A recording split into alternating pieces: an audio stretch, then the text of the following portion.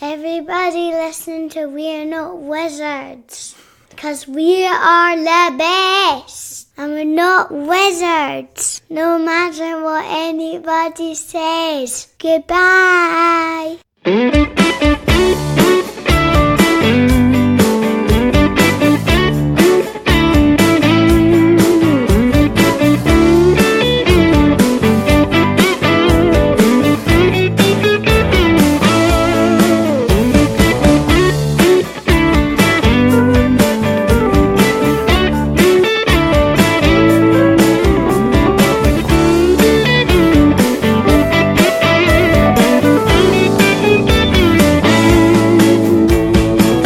Hello and welcome to another episode of We're Not Wizards. My name's Richard. I'll be your host for July.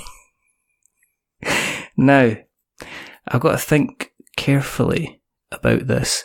Not only, I want to pace myself, and I'll tell you why, because sometimes if you rush into something, you want to use up all your energy, and sometimes it just, if you use up all your energy, then you're going to end up crashing at some point. You're going to end up dozing. Falling asleep. Now, I don't want to be the type of person that wants to doze or fall asleep. I've set up these counters on the table. I've got my meeples in front of me. My game board is here. I'm willing to keep playing until 6 o'clock in the morning, but in order to do that, I need to get some help. I need to help somebody who's going to help me to Game All Nite. So, there's only one person I can do that. That is Chris Whitpan. He is here. He's going to tell me, he's going to drop knowledge. He's going to drop knowledge on us about caffeine, potentially illegal drugs. We have no idea. This could turn out into the top 10 of crack cocaine. We have no idea where this is going. But, hey Chris. Well, thank you, Richard. I was wondering where you were going to go with that, and you didn't disappoint. But I kind of crashed and burned, and I think I might have to potentially bleep out the drug reference because we don't want to annoy the other people that are going. But there's other drugs out there, and you wouldn't necessarily want to use. You wouldn't necessarily want to use that to stay awake. In fact, that's going to send you to sleep, which just goes to show my drug knowledge. Caffeine and nicotine, I tell you, that's it. I think somebody once told me that the freakiest thing that you can ever do is go to bed with several nicotine patches on you, and it is like entering into Willy Wonka's chocolate factory. The types of dreams that you're having. I do not think I need to try that. That sounds kind of awful. I think, apparently it's a thing, that the young kids are doing. I can't substantiate that. I've just made it up in the last 5 minutes, but, we'll see how we go. Thank you for joining us. You're talking to somebody whose parents used to look at him cross-eyed when I'd inhale a helium balloon. So, did you have a funny voice when you did that, though? Oh, yeah, of course. I mean, I have a funny voice when I don't either, so it's fine either way. I was just wondering what the balloon that was next to you was for. I didn't want to question it, kind of thing. Oh. It's one of these things. I guess we should do the admin bit because admin's important. The administration is what keeps us together. Bathrooms over there. Take a break if you need it. Get up and walk around. Okay. The exits are here, and here. And in the event that none of the jokes that I say are funny, then oxygen masks with helium in them will fall from the ceiling. So at least you can all laugh like a good man. You have to bring it yourself, really. Pretty much. It's just like, if I'm not funny, you have to just bear with me until we get back into the funny again. But the reason that we do this is because we've reached 300 episodes, and obviously you can tell I've had too much to drink. Not of alcohol, but of various coloured refreshments today. I had one of those multicoloured ice lollies that you get. Okay. And it was a fruit one, and I'm pretty sure that there is no natural juice in nature which is bright blue. It's the least occurring color in nature, period, as far as food goes. So you're probably right. I'm pretty sure there's some kind of illegality going on. It did taste fantastic, and I'm quite happy that all these lovely imaginary animals are standing next to me. The moment. They look lovely. They are very, very cuddly. One of the things we like to do is we like to find out about the history. We're going to take this back serious because we need to. But one of the things we like to do is we like to find out a little bit about how you got involved in the hobby in the first place. So do you want to tell us a little bit about your history with regards to the pressed and printed trees? Well, it started, when I was a kid, I loved board games. It was something I got for Christmas every year. Always had them. I remember having, like the crazy big plastic ones, right? Stop Thief, Bargain Hunter. I'd ask my parents to buy me all these games. And then, of course, I'd have no one to play them with. So most of them just gathered dust. But I still had them, and it was a blast. And then later on in life, I started like being the guy who always had the party games laying around. Like taboos, categories, things like that. Like constantly playing them. Still love, getting people together and playing a big party game and things like that. Fast forward a few more years, probably around 2012, I'm just I forget, I think it was Big Bang Theory had Will Wheaton on, and I'm like, what the heck is he up to? And I stumbled on Tabletop, like episode 3. Wow. So it's like right at the beginning. And then all of a sudden, I'm like, there's these games, and it just kind of stuck. And then next thing you know, I'm having like guys game days over at the house and, trying to get like 7 people together to play like, Munchkin, like worst idea ever. Huge Carcassonne games, things like that. And then it just kind of blew up and, really fell in love with the hobby. And next thing you know, I'm going to game clubs, and playing things like, I think one of the first like games outside of the tabletop envelope was probably Sulkin, actually, with the gears. I remember buying that and just, I fell in love with it. And it's where I first ran into board game media because I bought it and then I could not figure it out. So Rado had to show me how to do it. And, just a slippery slope ever since. And now, we sit and we have that room full of the big shelves and full of all these games. And I'm sitting there going, I need to start paring this down a little bit. It's getting out of hand. So were you an only child then? Was it just you kind of growing up? Well, if you ask my therapist, they'll say yes. If you ask my brothers and sisters, they'll say no. So I kind of have that lovely thing where my parents, all my siblings are, 1.5 year to 2 years apart, 2 years apart, 2 years apart, and then comes along Chris 6 years later. So the best mistake my mother ever made, if you asked her. But what that did was basically I was left on my own, just kind of hanging out and having to play by myself. So yeah, for all intents and purposes, I kind of am, but I still have to buy a lot of Christmas presents. I didn't think we were going to get to the kind of the sad emotional part of the podcast kind of early on. Look, it was the same in my family setup. There was, there's 18 months between me and my younger brother, and then there's 8 years, I think there's 8 years between me and my youngest kind of brother. Right. So, yeah, he was the annoying one that came into the room when he was a toddler while I was trying to play Star Wars with my younger brother kind of thing. So I kind of know kind of where they're kind of coming from. Did you go to college then? Did you follow the kind of the normal kind of natural kind of college, get a job, do something completely different from what you went to college for? So no, not at all. Actually, I ended up, my parents wanted me to go to college and I couldn't figure it out. Like I went to college prep and I'm like, I just don't want to go to college if I have no idea what I want to do. So I did I'm going to take some time off. And I kind of ended up finding that I like to cook a lot. So, all right. So I ended up going to culinary schools a couple of years later, and graduated that and pretty much have used my degree consistently for my entire adult life, aside from a little time I spent doing some graphic design work and things. But for the most part, yeah, it's been all that. And I'm now a corporate chef. So kind of, I'm one of those rare cases. I use what I went to school for.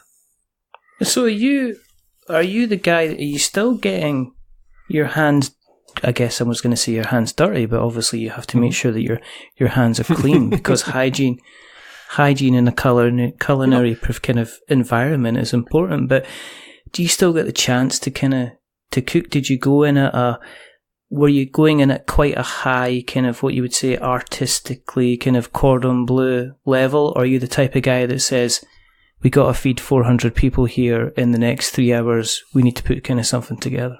Yeah, it's funny. I'm kind of right smack in the middle. If you would have asked me early on, I would have said I was going high end, which is what I spent most of the 90s doing, was like high end culinary French and French provincial food and stuff like that. And then I kind of took a break and started just running the restaurant. So I've run a bunch of restaurants, bars, pubs, whatever. And then I just kind of stumbled into this current gig that I have where I actually am developing menu items. I'm training. So I'm helping open new restaurants, and I'm also getting to do video and training material work. So it's kind of combining everything I love. It's very, very interesting that way.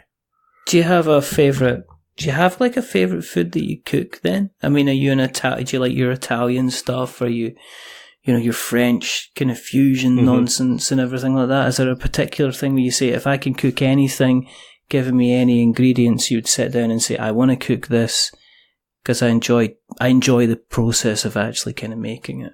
I would have to say probably like French country or Northern Italian, because they actually are very close, right? I mean, the borders are very close, and their food styles are very earthy and big. And, I love the, rosemary and the lavender. So I think there's a lot of cool stuff in there to play with, and simple food. Like, I don't like to go crazy. I just like a good, simple food, seasoned well and cooked right.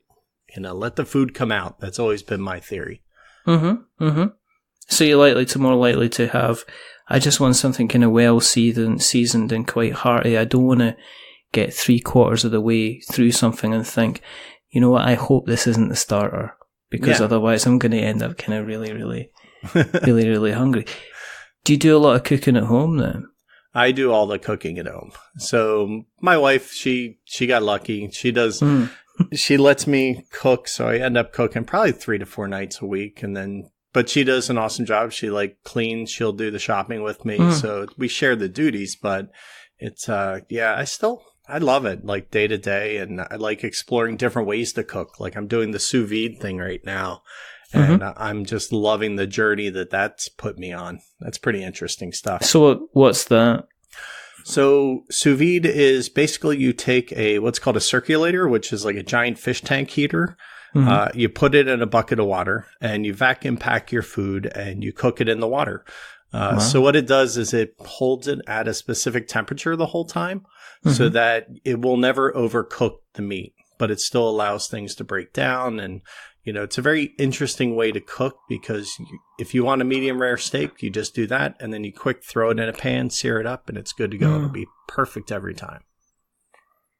Have you, with you being involved in the kind of the food spaces, have you seen an increase in kind of veganism and, allergies and stuff like that, intolerances? I mean, have you seen, has that become something that gets spoken about an awful lot more when you're considering a menu, that you can't just say, okay, guys, we're going to have, for the next kind of 6 months rotation, we're going to be entering into our autumn-winter menu, which means we're going to have these 3-4 different types of soups for the starters.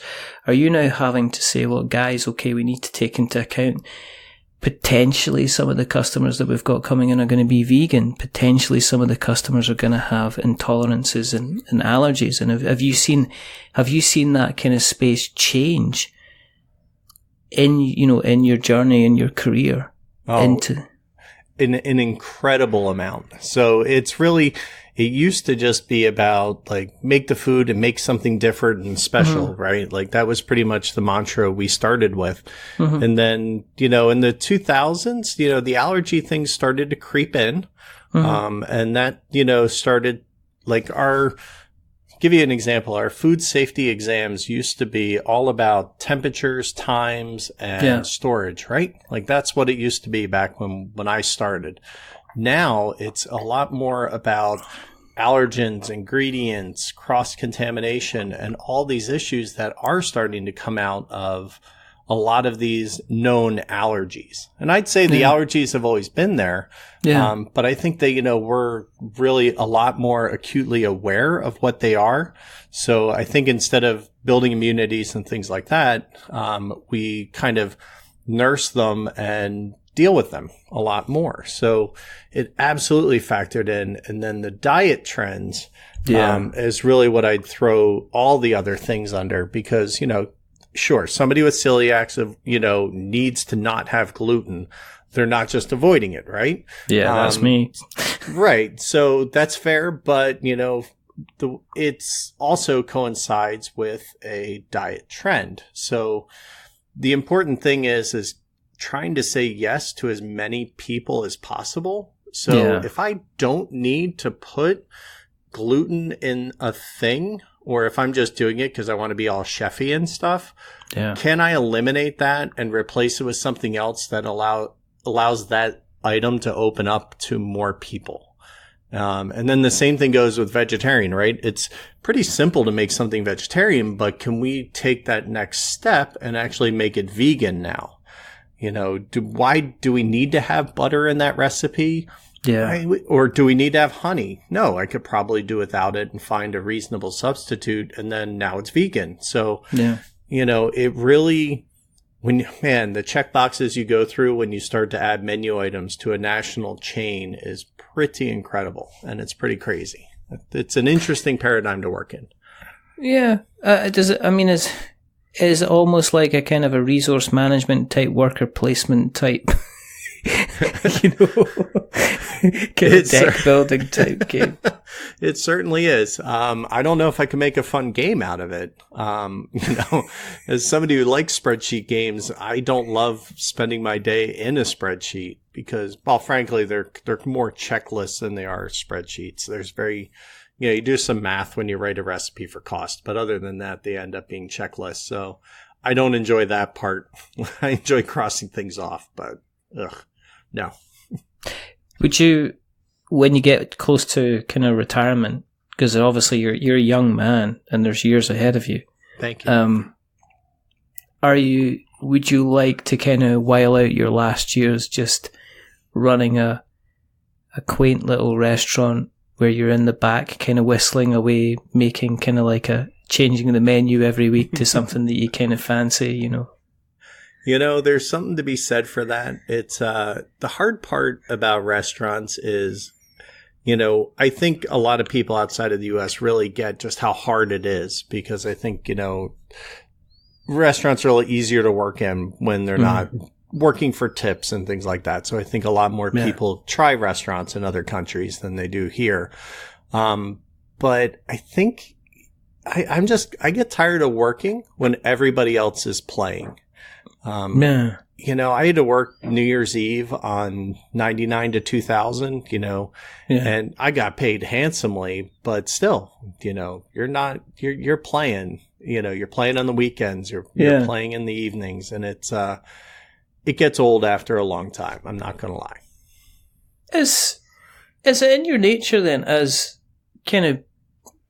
almost like somebody who's providing the entertainment? Because so far you've mentioned to me that you're kind of like the type of guy who's always having the kind of the party games. Mm-hmm. So kind of bringing the food to the table. Have you naturally always kind of been the guy that's kind of brought the kind of the entertainment to the table as well in some respects? Richard, I love being the host. I'll be your host. It's something that I've always enjoyed, like hosting the parties. When we bought our current home, how many people can we fit in here? How big of a party can we have was literally a thought when we purchased our house. Like, is it suitable for large groups and large parties? On a side note, it is. I have a con for 50 people in my house every year for my birthday. So wow. We did choose right. But I love being the host. I love, not being the center of attention, but I like surprising people, providing people some fun. If somebody's not having fun, it usually drives me nuts. those kind of things. Is that right? Kind of like reflected now in the kind of the games that you play and the kind of the games that you pick? Are you more likely to... Are you the type of person who would pick a game knowing that other people would enjoy it, as opposed to you picking a game because you would enjoy it? Absolutely. When I started buying, that was 100%. Like, I would buy games just like, okay, who am I going to play this with, and will they enjoy it? I since got over that, because I think there reaches a point where you can buy so many darn games trying to appease everybody. And then you wind up with, maybe some stuff you like, or you wind up with a lot of stuff that nobody plays. So I kind of ended up with a lot of games that nobody was playing. And I kind of realized, I need to buy the ones that I want to play, and maybe somebody else will play them with me, and kind of let them fend for themselves a little bit. If they want to buy a game, let them buy a game and be willing to play it. But I really used to be that way. I used to be very big on, I got to have a game for every situation. The whole, the board game sommelier kind of thing, right? Like, I got to be able to bring something for anybody who walks through my door. I figure I can hit probably 90% of people, and, I don't need to have 700 games to do that. Do you have quite a curated collection then? I mean, do you kind of keep it under a particular kind of level? You get to the point where you say, like, well, this is a one in, one out kind of situation. I need to get rid of some games here. I'm at the tipping point. I'm not Dan Hughes tipped yet. I'm not ready to give up 3/4 of the games I have, because I have a lot of sentimentality attached to some of the ones I have. Like, I'll never get rid of Zularetto or Aquaretto because somebody bought them for me. And it was such a thoughtful and well done gift that I'm like, I can't get rid of that. And I like the game, so... yeah, it's going to stay around forever, even if I haven't played it in 2 years. So I'm at that tipping point where, I have a week off work right now, and I'm about ready to start going through and asking my wife and start doing all right, what games are we protecting and what are we getting rid of? Yeah, it's kind of it's a strange balance, because like I sold probably the best part of maybe, it must have been about 7 or 8 games. Wow. Yeah. But and there was games like The Godfather was on there. Now, I played The Godfather a good number of times, and I had an excellent time with The Godfather. But it sat there. It sat there for like 8 months. Yeah. 9 months, and I'm just wondering, should I now be passing this on to something else so they can get the pleasure out of it? Because I know it's one of these things that's like, there's certain games, if you put them up for sale, then somebody's going to snap them up straight away. Exactly. When I put up Godfather, I also put up Spectre Ops. Spectre Ops is a game that everybody raves and says is amazing. I've never sat down and played it, so it sat on a shelf and I never played it. So I listed The Godfather, Spectre Ops, a few other games, and it was the fear that I knew as soon as I listed them, somebody was going to come along and just kind of like snap them up. But the other thing that I did was pretty much for all of the boxes that I had space, I put in a couple of extra games that the person didn't ask for. Because I picked them off the shelf and I went, have I played them? Yes. Have I had fun with them? Yes. Am I likely to play them again? Maybe no, not unless I really, really kind of love them. So I just stuck them in the box. There was a couple of people that, they opened up their purchases from me, and they had a couple of kind of extra games that I had reached my terms of enjoyment. And I see it quite a lot. I mean, Dan talks about obviously culling his collection. He really culled his collection. He got it down to 0. But I think I'm at the point now myself where I'm kind of like, do I need to have these for the sake of having them? And what is the point in having something for the sake of having it if I'm not getting it to the table kind of often enough, which is... You know where we are, Richard? We're at that point where, remember back when we bought CDs and we bought those, and we're at the point where we used to have them out on display. Yeah. And I think we're at the point where we would now buy that 200 CD binder and start to move them in, right? Like, okay, I don't need to have these big things out on display. I don't need to show everybody my 300 CDs that are alphabetized because I'm a nut job. All that stuff. Board games don't have a way to do that. Even DVDs. I have probably 400 DVDs sitting behind a wall here in my theater that's, they're in books because I didn't want to store the cases anymore. So you can slim down even a big collection and make it say, well, it's not taking up that much space. It's not a big deal. But then when we go into our board game rooms or we look at the shelf that we have them on and they're taking up these huge amounts of space, and I think it becomes a little harder to pare that down. I think the other ones we would condense if we could. And maybe we do that with some like little games, right? Like I have some of those cases for smaller games, but the bigger ones, it's like, no, we have to make a little bit harder decision that I don't think we're ready to make. It's the acquisition guilt as well. I mean, let's face it, if I took and I have got all my CDs, but I've got them on this. I've got them on my phone.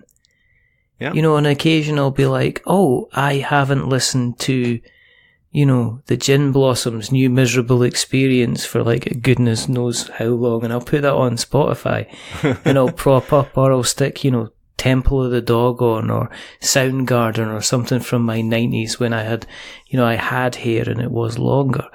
And it's even the same with video games. I mean, video games, they can all be digital, and my film collection, while it's kind of there on Blu-ray, I'm more likely just to purchase it through kind of Amazon or my PlayStation, so it's there. So I know I have a huge collection of PlayStation 4 games, but you wouldn't be able to tell until you switched on my PlayStation 4. So my acquisition guilt is almost hidden, because until you actually start going through my PlayStation, you will not know that I have probably about a good part of 200 games kind of sitting there ready to play. If you open my cupboard and my board game collection, you'll see straight away, it's like, you're not saying somebody there's a problem, you're saying, well, there's somebody who's definitely got 3 or 4 shelves which are double spaced, and it's all pretty full, and things, those shelves are bending an awful lot. So I think there's kind of that as well. And I think, it's kind of, it's fear of missing out, and there's a lot of, is it collection for the sake of collecting it, and then rather than people collecting stuff because they know they're going to enjoy it? I think for me, a lot of what makes me want to get a new game is usually going to be a theme, that really grabs me, like something I think is going to be awesome and amazing.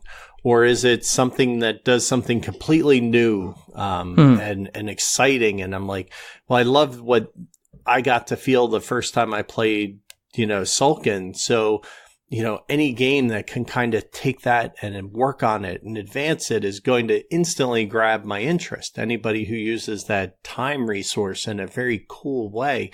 So I think it's not so much FOMO. I think that's playing a small part, and I think that's more of a Kickstarter thing, right? Like, if I don't get all the extra bits, my game's not going to be as good as everybody else's. But I think it's, I want that same new game smell over and over, and I want that feeling of discovery over and over again for me. Now, some people love to deep dive a game, and that's a completely different kind of love. But for me, and being in the purchasing forefront, it's more about chasing the next great feel that, you get from a new game. Yeah, I know there's guys in my group who are just like, can we just not play the same game 3 or 4 weeks in a row? Right. Just so we can understand it. It's kind of like board games in some ways are more difficult or more terrible than video games, because at least in a video game you'll sit down, you'll pile 25 hours into it. I know people who, time and apples being apples, have sunk 4 hours into a board game. And they're done. And that's it. And it's maybe another 6 months and they say, well, actually it was okay, but I'm not going to play it again, so I might as well kind of get rid of it. Is there anything you've got to the table yourself that is kind of, you've been really kind of enjoying of late?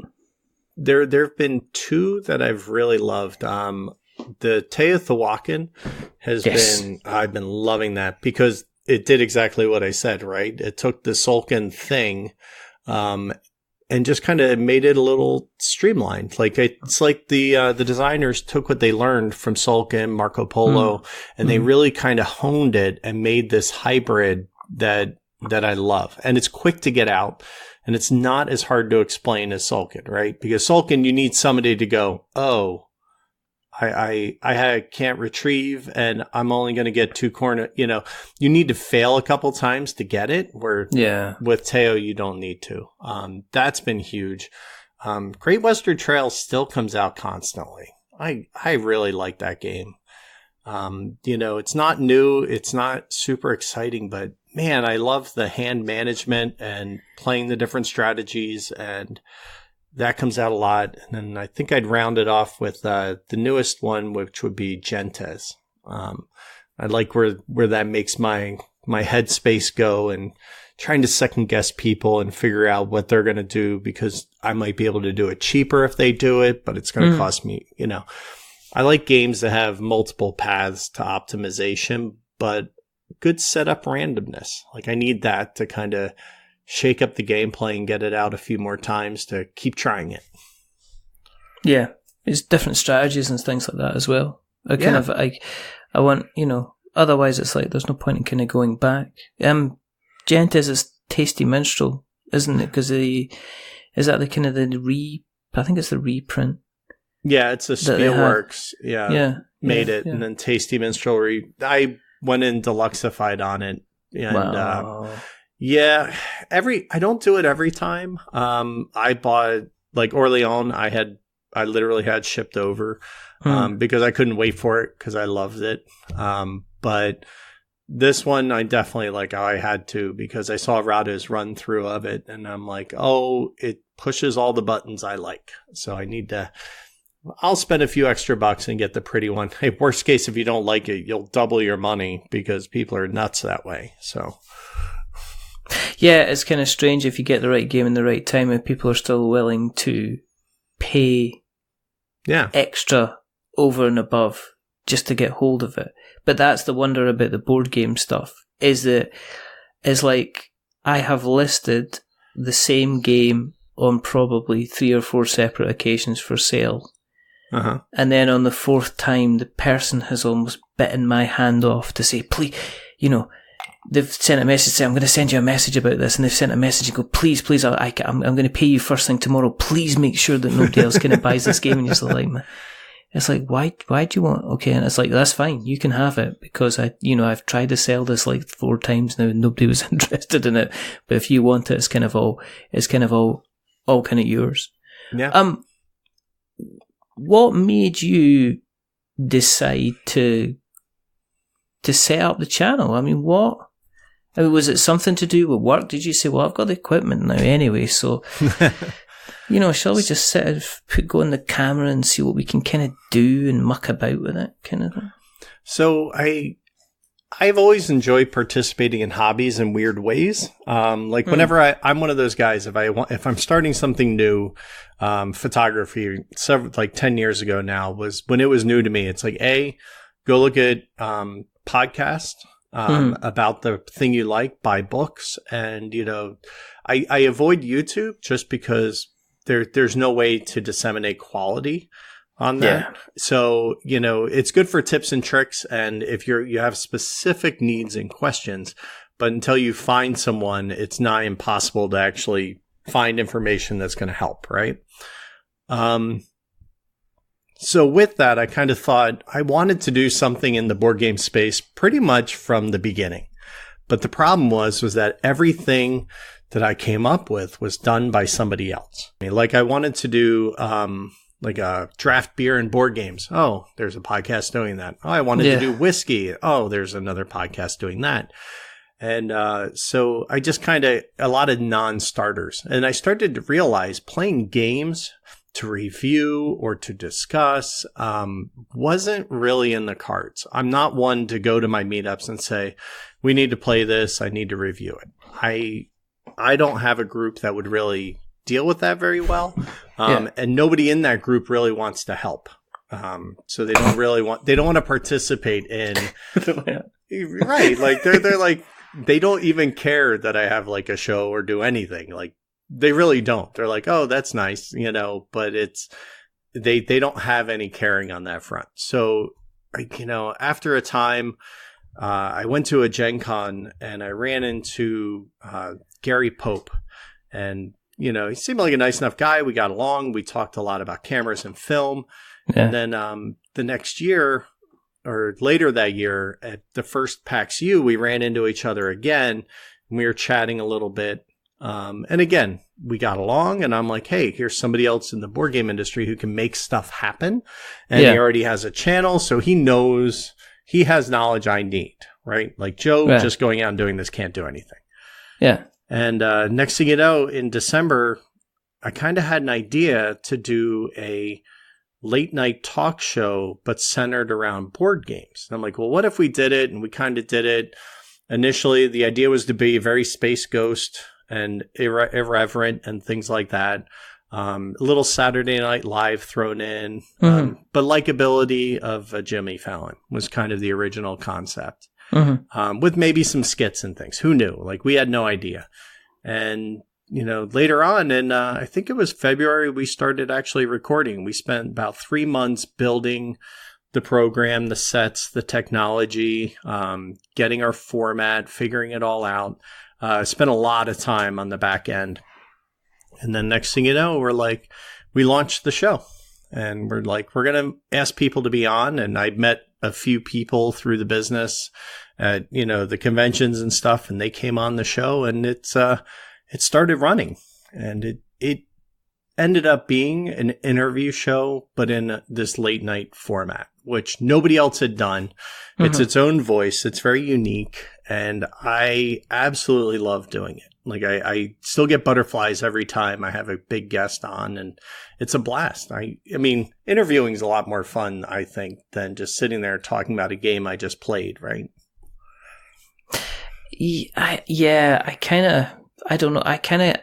I'm at the point now where I'm more interested in the people than I'm speaking to than suddenly sometimes like the game. Because there's so many games out there, I find I embarrass myself by the actual lack of gaming that I do. And I'm always amazed about these number of people that kind of continually go out and say, you know, oh, we played this game this weekend, this game, and this game, and this game, and this game. And I'm sitting there going, okay, that's cool. But then, yeah, I'm just nosy. You know, I generally just have a conversation. I mean,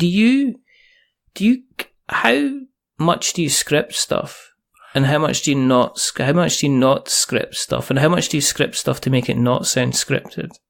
So I don't script it at all.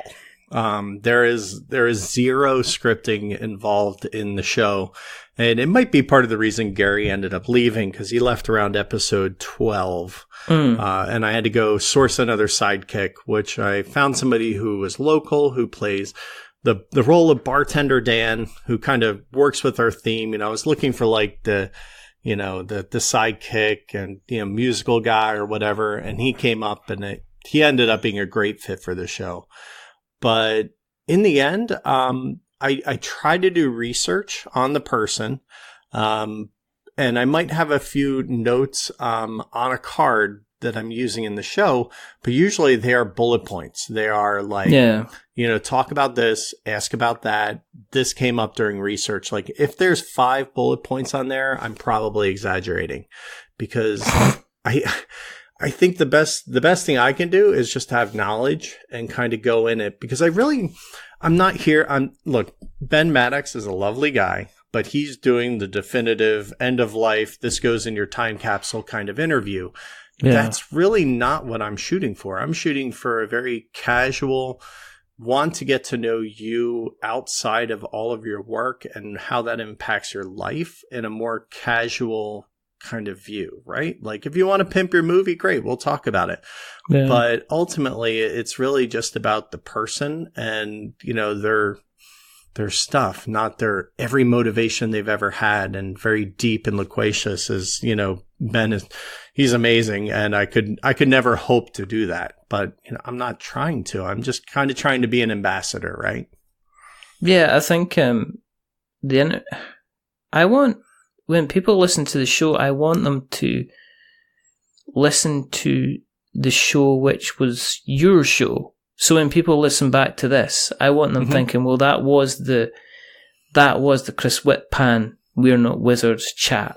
Right. I don't want it to be, this is me interviewing somebody else. I think that the style and the substance and the direction that we go in the show entirely depends on the guest, which is why I try and play it quite loose. If somebody wants to be quite serious and get into kind of like an ethical debate about, chimpanzees and, things like that, then that's fine. If somebody just wants to spend kind of like 10 minutes talking absolute nonsense and just having a general laugh, then that's completely fine as well. Which is, I don't know how that comes across, if there's a consistency or if there's a non-consistency, because I kind of know there's bigger and better people than me, and I used to get really kind of het up about what people thought, and now I'm thinking, well, you're not playing to a live audience, you're playing to people that are downloading it, and out of those people that are downloading it, you don't actually know how many people are staying till the end, right, or how many people are checking out and stuff like that. So I kind of,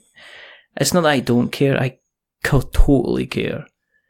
But also, I'm at the point where it's not a huge, massive, important thing, I guess. I think you've done it enough, right? Because you reach a point where they're going to trust that we are taking the point of the every person interviewing these people from the industry, right? We're Joe and Mary sitting on a couch, want to know about, Rob Davio. Well, I'm going to ask him questions that they want to know. I'm not going to ask him hard-hitting questions about, life and morality of, why on earth did you bring us legacy games? That's not it, right? And I think people know that. And they know that the show doesn't take itself seriously, because I don't take myself seriously. I'm willing to laugh at myself. And the running joke is how many games I lose that I play with guests. It's horrible. I'm absolutely dreadful at games. I just get to show it on national YouTube every other week. But, that's just it. I hope that my voice represents what, 12-year ago me would have wanted to know just as well as me right now.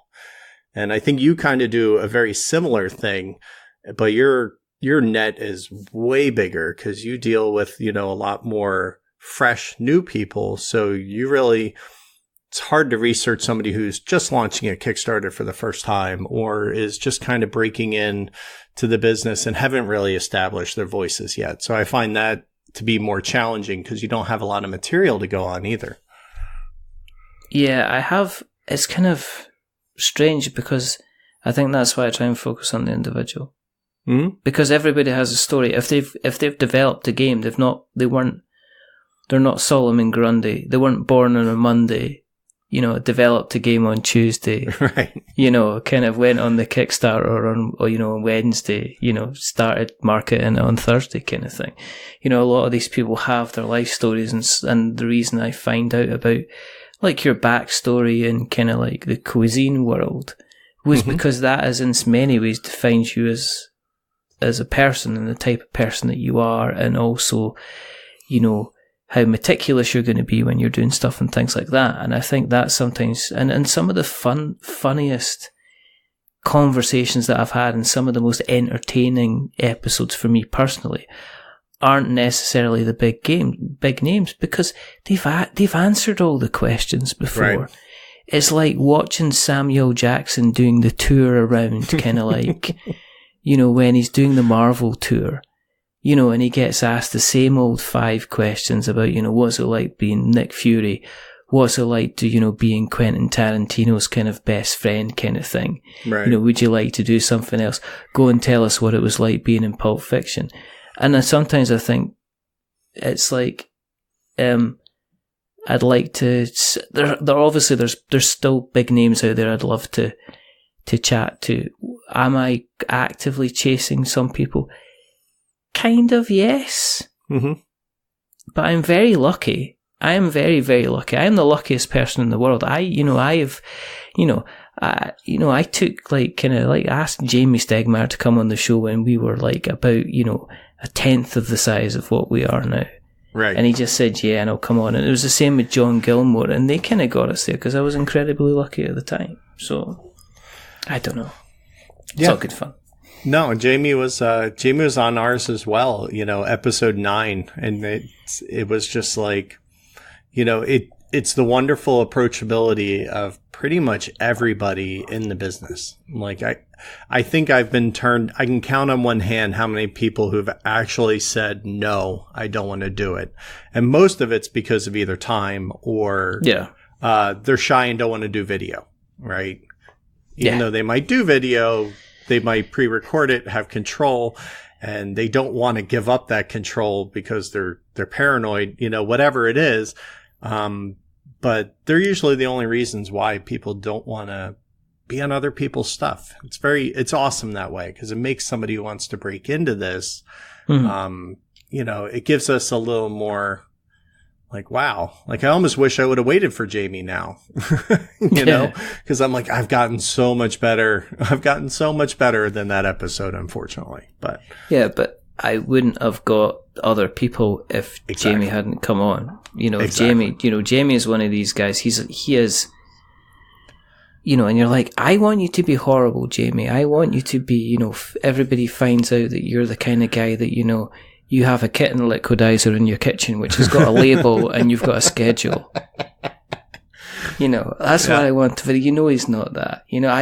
I for a long time, and I've chickened out of doing this, of actually doing a sketch of Stephen Bonacore speaking to Jamie Stegmaier about doing some kind of legacy game,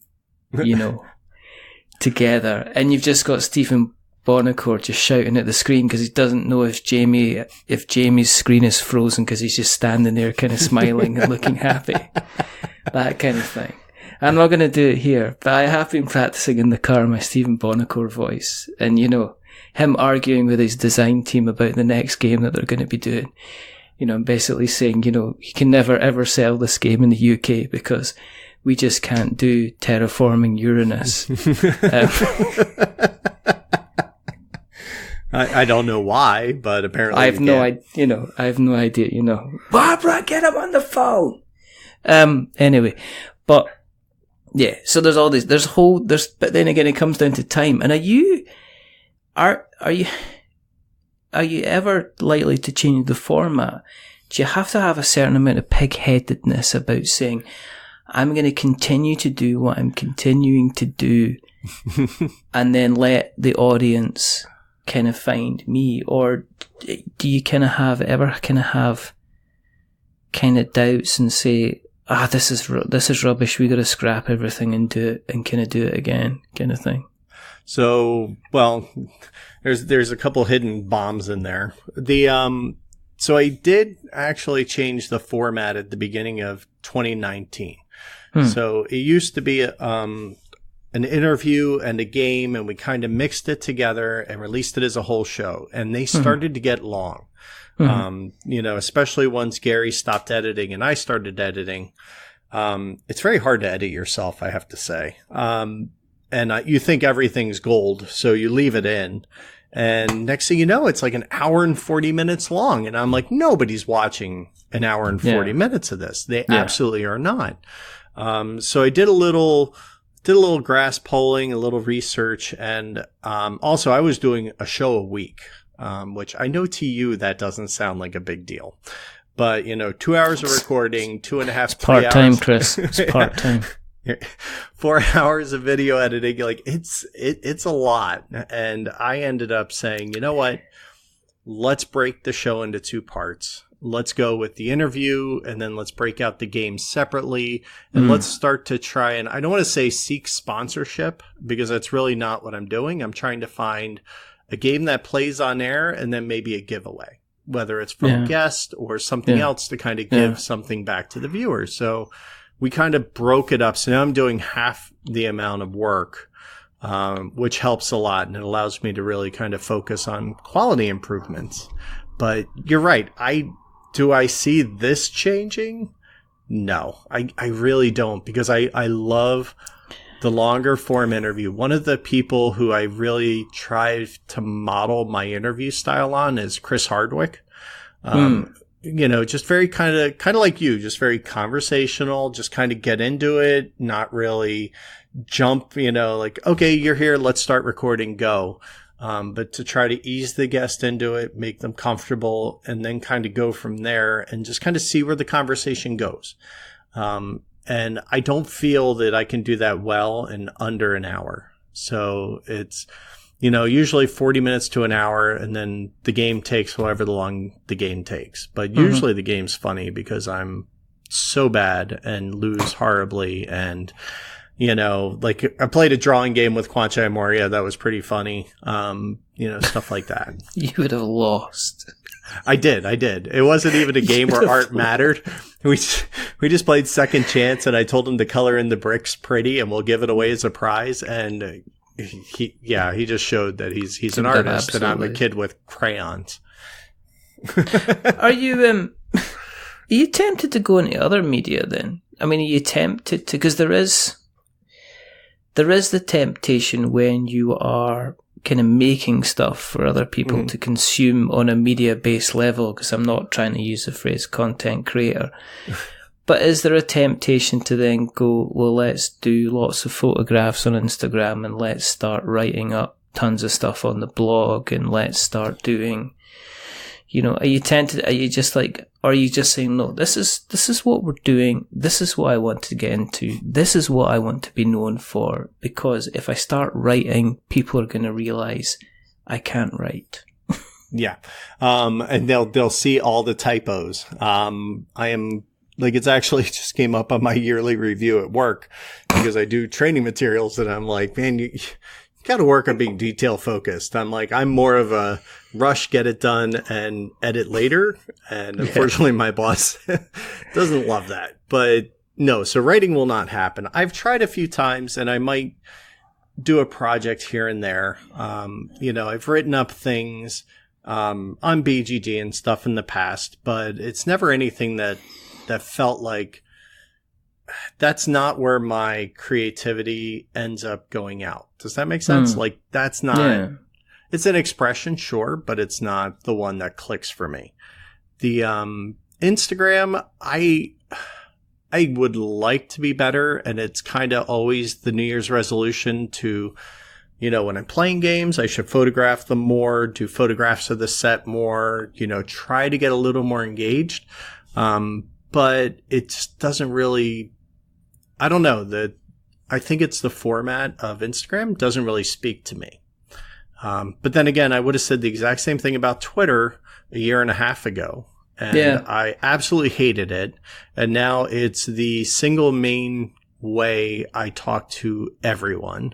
And Facebook's actually fallen away, because I'm kind of tired of the curated, ad laden, seeing the same 5 posts and, political vitriol that just is my Facebook feed. So I have no desire to go on Facebook anymore. And so that really just leaves like Twitter. And then I try to participate in Slack channels, but I'm an old guy. I don't know how Slack works. I look at it and it just confuses me, but I'm like, I'll keep trying. Maybe I'll get better. Yeah, it's the whole thing now, and people are going to, they do a Patreon, they go, come and join our Discord channel. And I'm just like, I can't do, I wouldn't do that. There's two sides of things, okay? The first thing is, I'm not 100% sure how the thing works. Right. And secondly, what happens if you set up a Discord channel and you get like 2 people, and one of them is you and the other one is your alt? Exactly. Kind of thing. You just end up having conversation, just hoping that people kind of come along. I'm kind of worried about that. We have people that listen, and I am absolutely 100% grateful for every single person that has ever listened or read or watched any of the stuff that we have ever done. But also, I'm still part of my thing is I wouldn't want to be running a Discord channel just in case I went, we've got a Discord channel, and nobody showed up. Nobody showed up. It's like all the hors d'oeuvres are out, everything's there, and nobody walks in. It's just It's it's tough. I try to do it because there's other communities that I think the show would benefit from. So that's kind of where I go. But, you know, I heard it said recently, and I forget where, but somebody said they'd rather have 4 quarters than 100 pennies. And I kind of really feel that way about the people who watch the show that I currently put out. Like the fans I have, they may not be a lot, but they're very engaged. They're very happy. They're very grateful. I'll get a lot of personal messages from them. So that's when it comes back to, you know, you said earlier about what keeps you going. I think that really what keeps it going is it's still fun for me. I'm still getting to talk to people that I wouldn't get to. I'm still getting to have pretty cool conversations with some pretty awesome people, yourself included. You know, that's where the fun is. It's not it's not in having a 10,000 subscriber base and get a gold YouTube thing on my wall. I mean, that's nice and all, but that's not life goals here. This, you know, I don't want to have to run a Patreon to, you know, say, hey, give me a job. And then in a year, I'm doing every Kickstarter preview video that's ever been made, because that's what you do when you have no money anymore. And I'm like, no, I'm doing this for me. And that's, and I think you kind of feel the same way, right? We're in this to talk about board games with pretty awesome people. Yeah, I have, I get people that listen to the show on the show. You have another one right here. On occasion, I'll get, you know, I had like a guy called Pete Waite who was on the show, you know, and Pete is just a guy, he just listens to the show. And it was like, it took a while, because I've had a few people on the show that are just guys that have listened to the show, because they're just equally as fascinating. Right. I had Henry So, who was on the show, who gave probably the best 25 minutes of advice regarding running a Kickstarter campaign, because he's the guy that backs Kickstarter campaigns. There you go. He was saying about all this kind of fascinating stuff. So it comes down to the kind of the person. Yeah, I still enjoy it. I guess you get to a point where it kind of takes up, you know, does it take up a lot of time? Yes, it can do, but we'll see. I'll probably do one of these things where I just kind of one day wake up and go, right, that's it, we're done. And just do it. And then just roll back and say, great, we had, 3 or 4 excellent years and it's time to go back. And then the thing about walking away from this kind of stuff is, I'm not walking away from anything financial, really. Exactly. I can just go back to just playing board games. I can still be involved in the hobby, which is pretty cool, which is always quite smart. And I think that's kind of for the amateurs of us, right? The people who have not quote unquote gone pro. It's really about that, right? It's about finding a way to contribute to the hobby. I mean, sure, there are people who want the pro, and that's fine. You can have those dreams. I'm not trying to say they're a bad thing, but for everybody else, it's just kind of another way to participate in the hobby. Because face it, we can't board game 24/7, we got wives. Board game nights aren't every single night of the week for everybody. It's hard to get in a game. It's hard, I'm not a guy who's going to sit there and read rule books in my spare time. That's just never going to happen. No. So I think it comes from that labor of love, and that I just want to participate.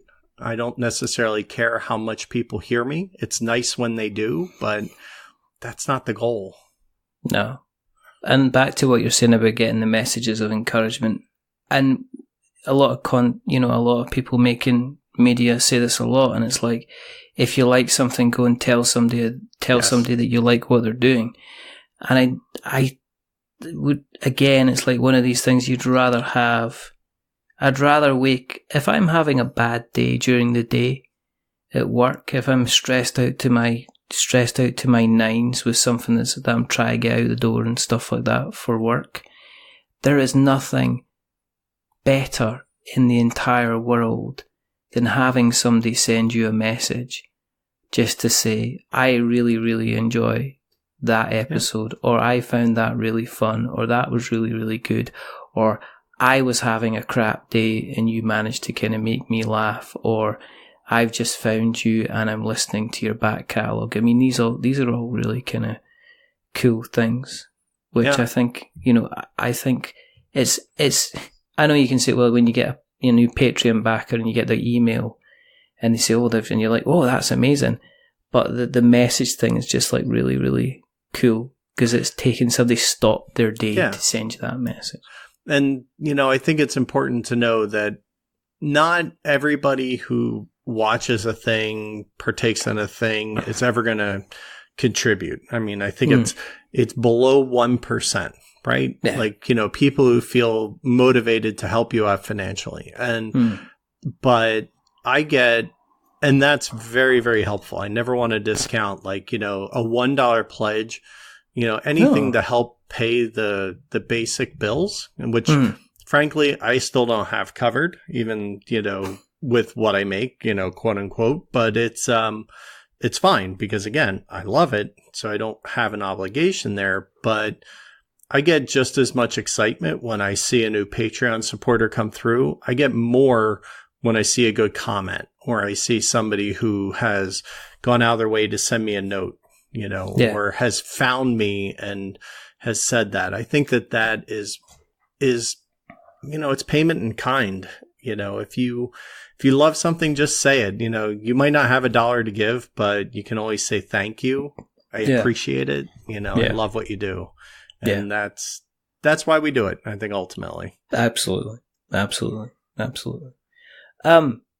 Thank you very much for coming on.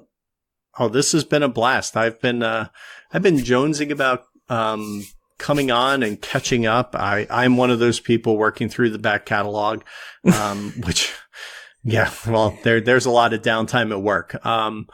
It's Mike DeLisio and Matthew Jude and maybe Dan have always mentioned you in such kind regards, and I'm like, okay, I'll listen, and then I'm like, I think I just want to chat with Richard, and I want him to say that he'll be my host. Like I want him, I want him to be my host.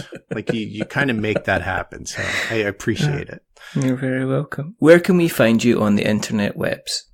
So it's really easy if you just search for Game All Nite Show. And I spell night, Nite. You can find me anywhere. YouTube, Instagram, I have a website. Pretty much everything is found with that one handle. It's easy. Easy peasy. Easy peasy. What we'll do is we'll make sure we put all of those links in the show notes so that we have got notes to show. If you want to keep an eye on what we're up to, there's a couple of things that you can do. You can find us in all different types of faces and spaces and moon landings and everything like that. I don't know why I'm mentioning the moon landings. Maybe because there's some kind of anniversary going on. There might be. Potentially. I think I hear they're reopening the set at the Area 51 so you can come visit now, right? I think that's why 400,000 people are apparently rushing to go and see it. There you go. Apparently Stanley Kubrick's releasing finally the director's cut. Oh, good. Which has got a big huge rainbow tunnel around the other side of the moon, which they're not showing, And through a prism, Neil Armstrong's wearing high heels. Well, it's the only way to bounce. He's a little flamboyant, that guy. He's pretty crazy. He's got the Cardi B twerking cut. Yes, there you go. It's like he's flag dancing around the pole. Oh wait, he's flossing now. He's flossing. He's actually taking the American flag pole and flossing with it. That's what he's doing. Let's just go back live to the studio now, and I do believe that Neil is. At least the helmet's coming off. He's leaving Buzz on the ladder. He's holding up his sign. He's saying this is all a fake. Oh. Don't ruin this for me. No, it's okay.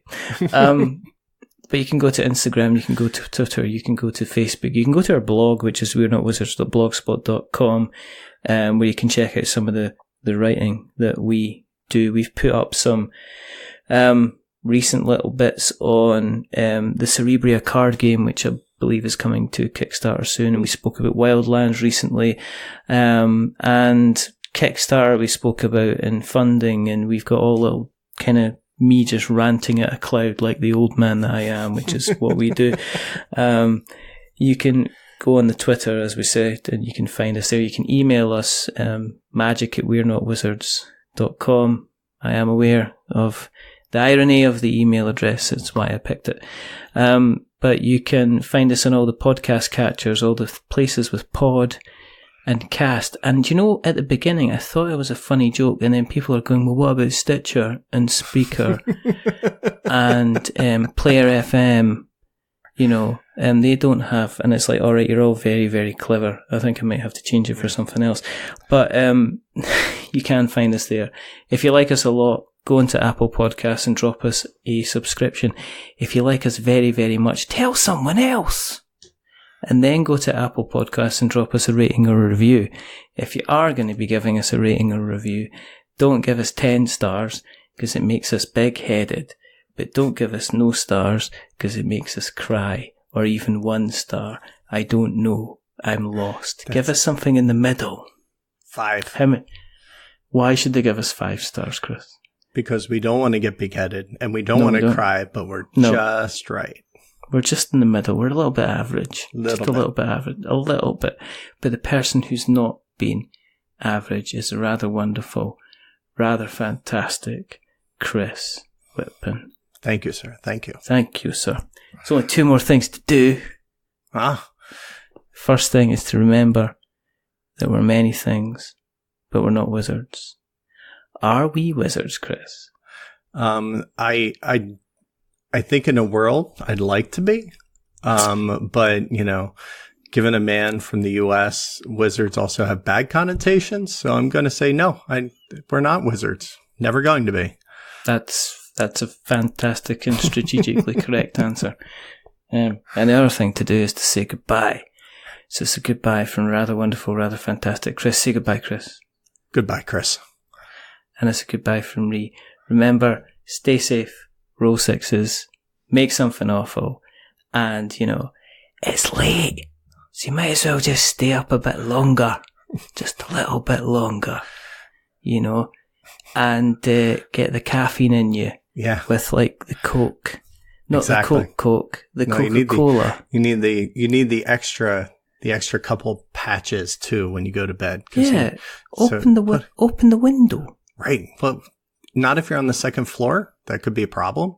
But, you know, put a couple Nicorette patches on and see what happens. You know. That's all we can say. Yeah, but until the next time, my day tripper goodness. Bye.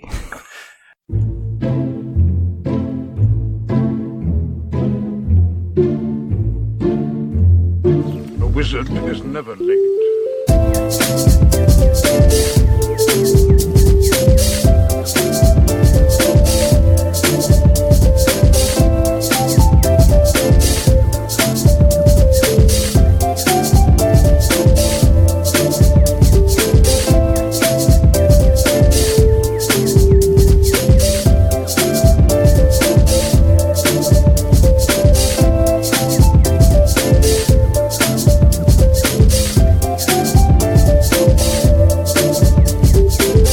Nor is he early. He arrives precisely when he means to.